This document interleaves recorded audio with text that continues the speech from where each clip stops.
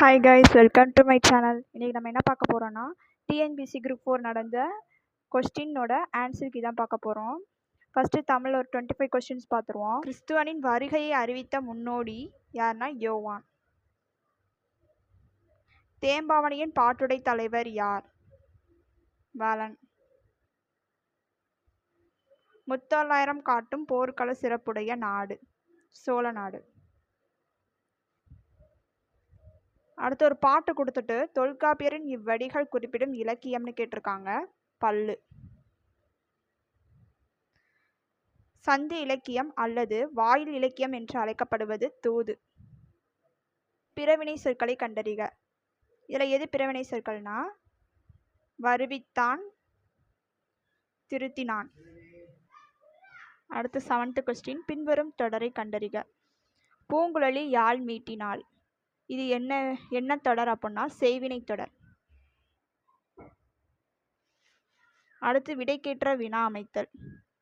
வணிக அறிவியல் முதலீட்டை பெருக்குவதற்காக பொருட்களை கண்டுபிடிக்கிறது.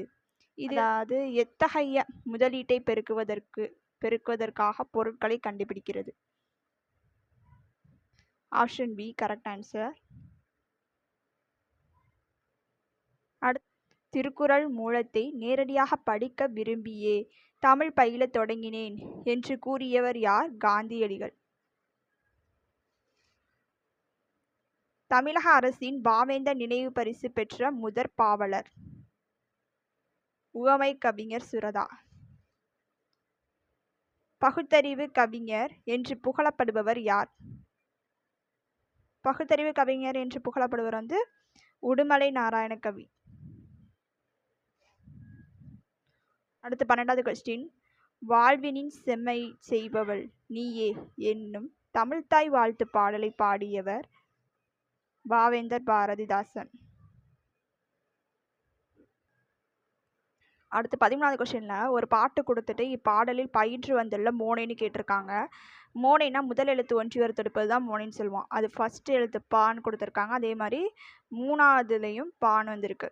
அதாவது 1லையும் 3லையும் மட்டும் வந்துச்சுன்னா அது பொழிப்பு மோனை. Option C correct answer. அதுக்கடுத்து எவ்வகை வாக்கியம் என அறிக. பூக்களை பறிக்காதீர் அப்படிங்கிறது கட்டளை வாக்கியம். அடுத்து 15வது கொஸ்டின், இமிலிசை இலக்கண குறிப்பு தருக.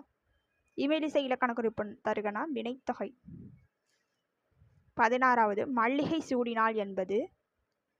மல்லிகைங்கிறது ஒரு பொருள், அப்போ பொருளாக பெயர். 17வது கொஸ்டின், சங்க இலக்கியங்களில் கரகாட்டம் எவ்வாறு அழைக்கப்படுகிறது? குடக்கூத்து. 18வது கொஸ்டின், யோக சமாதி உகந்தவர் சித்தரை என்றவர்? திருமூலர். 19வது கொஸ்டின், வெட்ட வெளியை கடவுளாக வழிபட்டவர்? கடுவெளி சித்தர். 20வது கொஸ்டின், பாடை மாக்கள் என அழைக்கப்படுபவர் யார்? பாடை மக்கள் என அழைக்கப்படுவர் பழமொழி பேசும் மக்கள். அடுத்து 21 கொஸ்டின் பார்ப்போம். அதில் என்ன சொல்லியிருக்காங்க, மணிமேகலை யார் எழுதியிருக்காருன்னா சீத்தலை சாத்தனா எழுதியிருக்காரு. சிலப்பதிகாரத்தை யார் எழுதியிருக்கா? இளங்கோவடிகள் எழுதியிருக்காங்க. அதுக்கடுத்து பெரிய புராணத்தை சேக்கில் எழுதியிருக்காரு. திருவிளையாடல் புராணத்தை பரஞ்சோதி முனிவர் எழுதியிருக்காரு. அப்போ ஆப்ஷன் இப்போ ஆன்சர் 2143 ஆப்ஷன் சி. அடுத்து முடிக்கெழு வேந்தர் மூவர்க்கும் உரியது. முடிக்கெழு வேந்தர் மூவர்க்கும் உரியது என அழைக்கப்படும் காப்பியம் எதுனா சிலப்பதிகாரம். ஓங்கு தண்டனை சூழ் நிப வனத்தை நீத்து ஒரு போதெனும் இவ்வடியில் நிபவனம் என்பது கடம்பவனம்.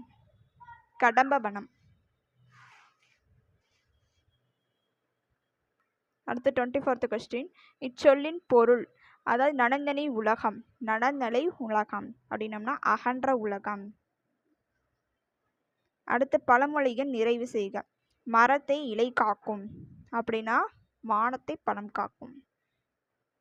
ஓகே, இப்போ நெக்ஸ்ட் வீடியோவில் அடுத்த 25 கொஸ்டின் பார்ப்போம். அடுத்த கொஸ்டின்ஸ்லாம் நெக்ஸ்ட் வீடியோவில் போடுறேன். தேங்க்ஸ் ஃபார் வாட்சிங். Please subscribe.